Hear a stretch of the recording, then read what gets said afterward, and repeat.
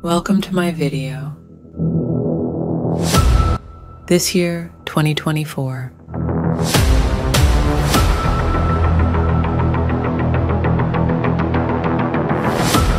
At the beginning of the year with a short video,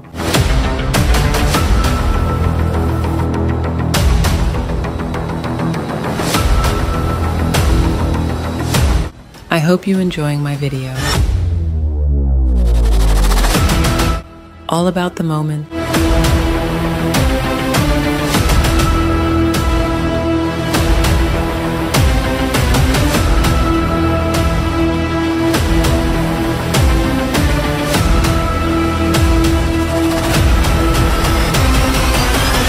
And stories of the year. Thank you for watching.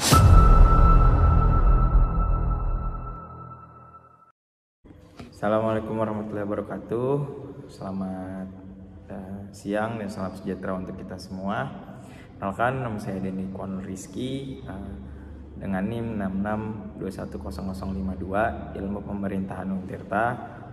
Mata kuliah perbandingan politik pemerintahan yang diampu oleh Ibu Eli. Mungkin di sini saya akan menjelaskan tentang bagaimana perbedaan dua negara dari sistem pemerintahannya, dari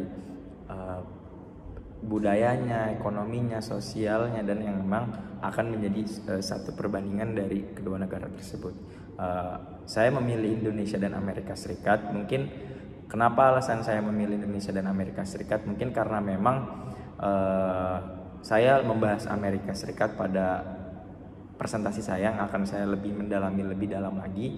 Dan kenapa alasannya saya memperbandingkan dengan Indonesia? Karena memang ada satu kesatuan yang sama, tetapi dari sistematika pemerintahan tersebut itu memang ada yang berbeda. Mungkin saya akan bahas satu persatu. Ya, mungkin saya akan membahas dari masing-masing negara dulu. Dari memang kalau kita melihat secara sisi pemerintahannya, sisi politiknya, sistem pemerintahannya, kedua negara tersebut mempunyai perbedaan gitu. Ya, memang sama-sama dipimpin oleh presiden sebagai kepala negara. Mungkin saya akan membahas dari satu persatu negara, lalu saya akan membandingkan keduanya, dan yang akan menjadi sebuah acuan untuk teman-teman yang menonton video ini. Mungkin yang pertama saya akan membahas negara Indonesia terlebih dahulu. Oke, pertama kita akan membahas tentang sejarah dan dari negara Indonesia terlebih dahulu ya. Indonesia merupakan sebuah negara yang terletak di kawasan Asia, lebih tepatnya di kawasan Asia Tenggara, yang mempunyai kurang lebih dari 38 provinsi dan mempunyai penduduk yang sangat padat gitu. Nah, kalau melihat secara definisi bagaimana sistem pemerintahan Indonesia itu menganut tentang sistem demokrasinya, atau bisa disebut dengan negara demokrasi. Nah, apa sih demokrasi ini? Nah, demokrasi ini ya ini sebuah proses di mana kalau kita melihat pakai konsepnya dari yang dia umum secara universal, itu dari rakyat untuk rakyat dan kembali kepada rakyat, yang memang artinya praktik demokrasi ini mengalami perkembangan 3 kali gitu di selama Indonesia merdeka.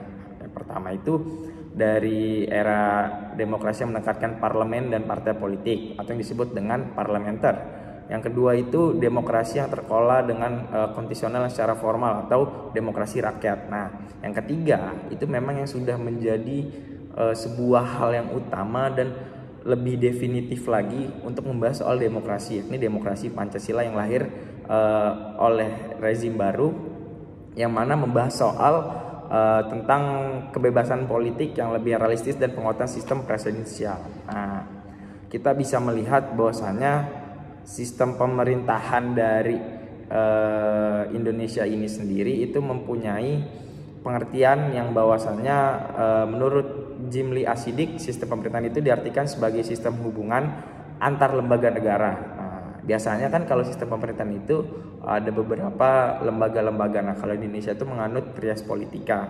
gitu ya, atau biasa yakni ada lembaga eksekutif, legislatif dan yudikatif. Itu siapa aja sih di lembaga-lembaga tersebut. Nah, kalau misalkan kita bicara soal sistem referendum eksekutif, yakni bagian dari cabang legislatif. Nah, legislatif ini membentuk bawahan sebagai pelaksana ketertiban negara. Nah, kontrol yang dilakukan oleh langsung suara terbanyak. Ada 4 model pemerintahan, yakni Indonesia itu mempunyai prinsip-prinsip presidensial.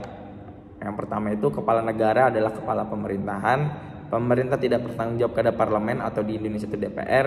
Menteri diangkat dan bertanggung jawab kepada presiden. Terus cabang eksekutif dan legislatif itu punya kekuatan yang sama. Artinya eksekutif dan legislatif itu mempunyai kekuatan yang sama, power yang sama. Nah, bagaimana kita melihat balance, check and balance gitu, dari abuse of power dari kedua lembaga tersebut.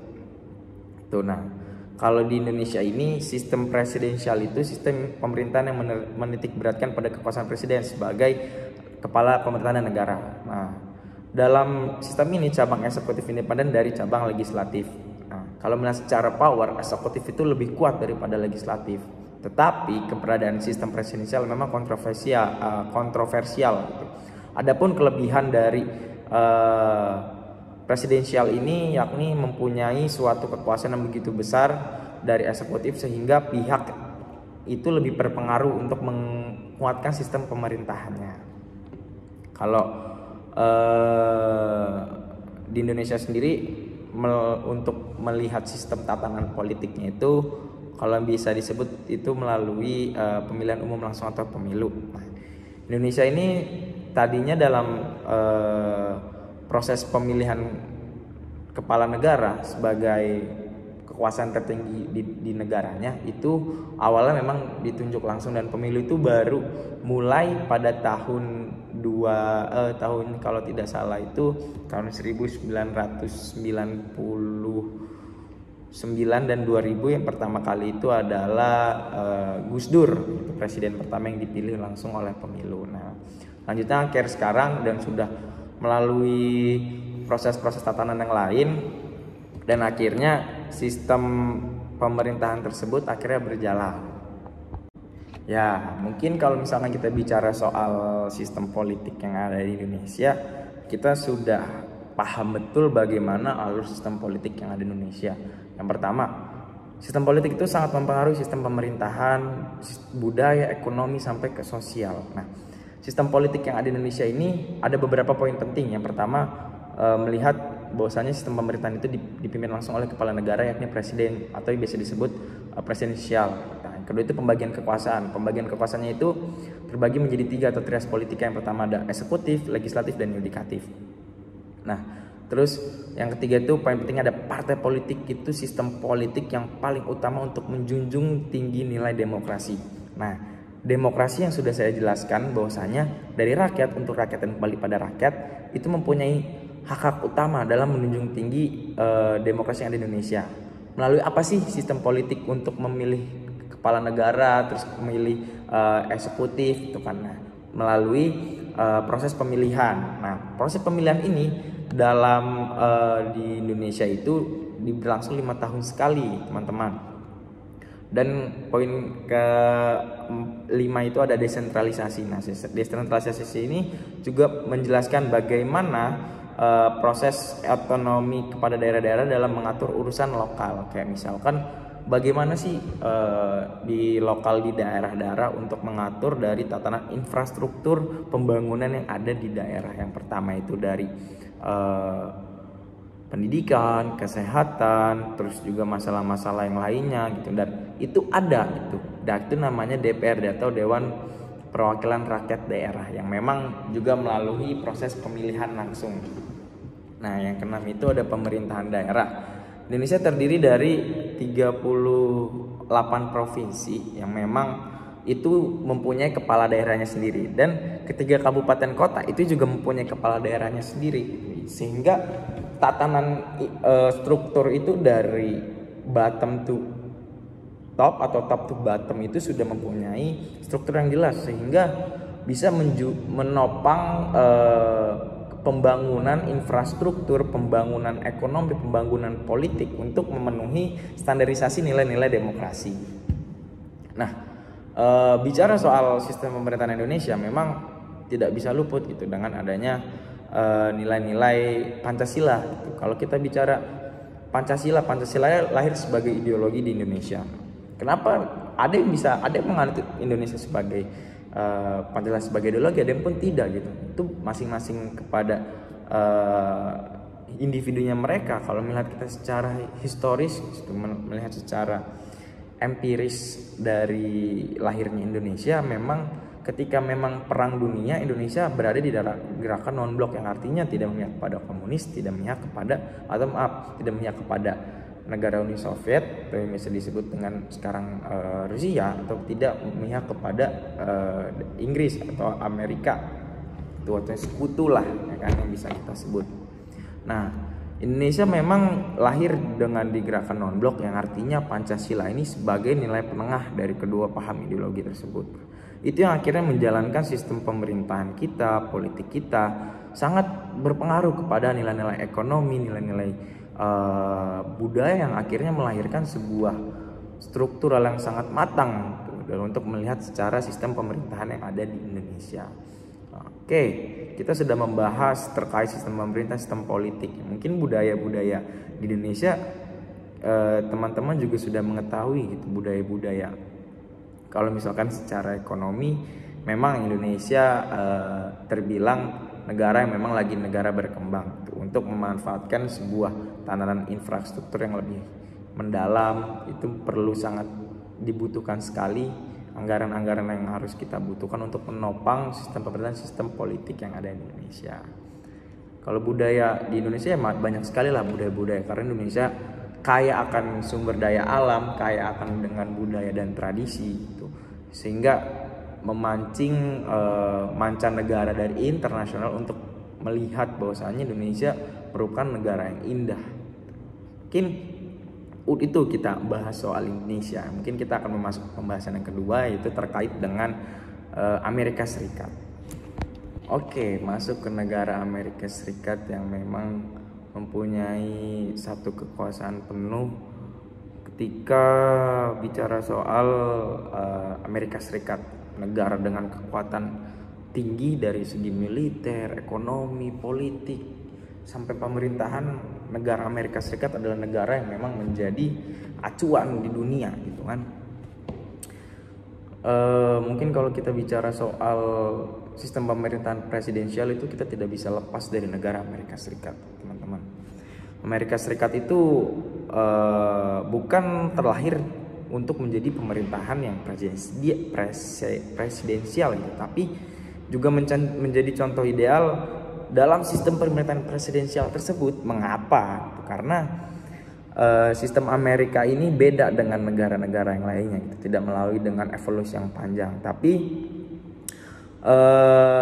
Amerika Serikat juga sebenarnya melihat masa lalu juga dijajah gitu oleh negara-negara seperti Britania Raya atau Inggris gitu. Latar belakang di sistem pemerintahan itu karena adanya kebencian terhadap pemerintahan Raja George III, yang memang negara monarki itu mempunyai kekuasaan yang sangat tinggi. Nah, Amerika tuh benci di situ, teman-teman. Kenapa saya bilang bisa benci? Karena dari monarki ini itu sangat tidak menghendaki untuk mewujudkan kemerdekaan dari Amerika Serikat. Nah, akhirnya Amerika Serikat mempunyai trust issue, mempunyai masalah dan mempunyai kekesalan gitu terhadap negara-negara monarki. Akhirnya membentuklah negara presidensial, di mana sama seperti Indonesia, bahwasanya dari negara Amerika ini juga menganut sistem presidensial, cuman ada beberapa tatanan-tatanan pemerintahan dan politik yang berbeda. Kalau dari segi ekonomi, budaya sangat berbeda jauh. Indonesia sangat ketinggalan lah dengan negara Amerika Serikat. Nah, dengan semakin luasnya negara Amerika Serikat dan sudah banyak sekali negara-negara yang menganut sistem presidensial, akhirnya Amerika sini sendiri itu mempunyai pelopor utama dalam pembentukan negara demokrasi yang atau biasa disebut dengan kebebasan hak individu. Nah, itu akhirnya berpengaruh ke dalam sistem politik, ekonomi sampai sosial yang ada di Amerika Serikat. Nah, kalau kita bicara soal pendidikan di Amerika Serikat itu jangan ditanyakan lagi teman-teman. Itu sangat mempunyai kekuatan yang paling tinggi gitu. Itu ibaratnya kiblat semua pendidikan, politik, pemerintahan itu balik lagi ke negara Amerika Serikat yang memang sudah menganut negara presidensial yang akhirnya menjadi tatanan di negara ini. Terutama di Indonesia juga masih sama gitu. Oke, kita sudah membahas dari masing-masing histori dari negara Indonesia dan Amerika. Mungkin kita akan masuk kepada perbandingan dari kedua negara tersebut. Nah, pertama dari sistem politik. Amerika Serikat itu mempunyai sistem politik presidensial federal atau biasa disebut dengan presiden ini dipilih secara terpisah dari legislatif atau kongres dan memiliki kekuasaan eksekutif yang sangat luas. Nah, jadi ketika pemilihan presiden itu tidak ada pemilihan legislatif, pemilihan calon-calon parlemen, DPR itu tidak ada teman-teman kalau di Amerika Serikat. Nah, kalau di Indonesia mempunyai sistem pemilihan presidensial republik di mana presiden juga merupakan kepala negara pemerintahan sama dengan sistem di Amerika Serikat, tapi pemilihan presiden, pembagian kekuasaan antara eksekutif dan legislatifnya itu menyatu teman-teman. Jadi ada sebuah perbedaan yang sangat bilang cukup mirip tapi ada bedanya gitu. Nah, kalau di Indonesia kan pemilunya itu bareng ya, legislatif sama eksekutif. Nah, kalau di Amerika Serikat itu beda, tidak kayak gitu. Nah, yang kedua dari struktur pemerintahan. Nah, kalau dari struktur pemerintahan Amerika Serikat itu dari 3 cabang kekuasaan, eksekutif, legislatif, dan yudikatif. Nah, kalau eksekutifnya itu presiden, legislatifnya itu kongres dengan senat dan Dewan Perwakilan Rakyat atau DPR, dan yudikatif Mahkamah Agung dan Pengadilan Federal. Nah, kalau Indonesia sendiri, pemerintah juga sama. Pemerintah Indonesia juga sama, itu ada 3 lembaga, itu eksekutif, legislatif, dan yudikatif. Nah, itu tidak jauh beda lah kalau misalkan kita untuk membandingkan pemerintahan. Nah, kalau di partai politik mungkin di Amerika Serikat tuh yang terkenal cuma 2, itu Demokrat sama Partai Republik gitu. Dan ada juga partai-partai yang minoritas dan independen. Nah, kalau di Indonesia kan banyak banget gitu partai-partai politik yang emang baru muncul sekarang, yang udah dari dulu muncul terus gugur, yang dari udah terus pembentukan dari partai tersebut, pemekaran gitu kan, yang akhirnya Indonesia tuh banyak sekali partai politik. Cuman kan kalau Indonesia kan ada proses ibaratnya proses verifikasinya untuk masuk ke dalam pemilu gitu, itu lolos verifikasi, lolos berkas. Nah, tapi kalau misalkan untuk dalam proses pemilihannya ya juga sama, harus melihat ambang batas presidential threshold tuh, yang biasa disebut kalau misalkan di Indonesia ada 3% suara. Kalau misalkan dari partai politik tersebut tidak melebihi dari 3%, tapi calonnya itu suaranya paling tinggi, itu tidak bisa masuk. Case-nya ada siapa? Grace Natali dari PSI. Itu sangat disayangkan, partai politiknya suaranya tidak memenuhi. Nah, itu kan akhirnya suaranya lari kemana? Nah, kalau di Amerika Serikat udah pasti tuh Demokrat, kalau nggak Republik, yang memang sudah menguasai tatanan sistem pemerintahan yang ada di Amerika Serikat. Nah, yang keempat ada proses pemilihan. Dari proses pemilihannya ini teman-teman, kalau Presiden Amerika Serikat itu dipilih langsung melalui Electoral College, di mana wakil-wakil Electoral College dari masing-masing negara bagian. Ibaratnya kalau negara bagian di Indonesia itu kayak provinsi-provinsi. Nah, itu mereka melakukan pemilihan dari negara-negara bagian untuk presidennya. Itu melakukan konsolidasi lagi tuh si yang ingin mencalonkan dari presiden Amerika. Nah, kan ya Donald Trump tuh lawan Joe Biden gitu kan. Terus ada John F. Kennedy yang emang udah dipilih tapi ya tidak bisa sempat memimpin gitu.